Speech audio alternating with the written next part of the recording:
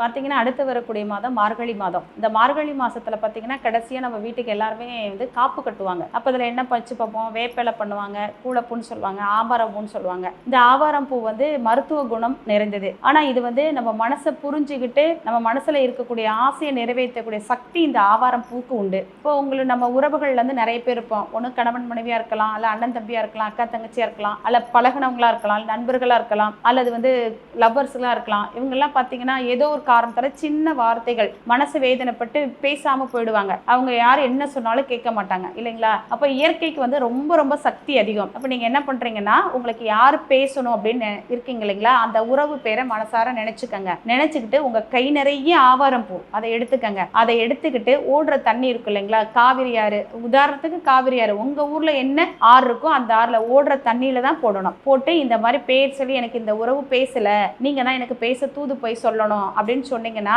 Compulsory அந்த தண்ணியில ஆவாரம் பூ போகும் தூது. அதை எடுத்து நீங்க பண்ணி பாருங்க. அந்த உறவுகள் வந்து அதிகபட்சம் 24 மணி நேரம் தான், அதுக்குள்ளேயே பேசுவாங்க. பேசுறதுக்கான வாய்ப்புகள் உண்டு.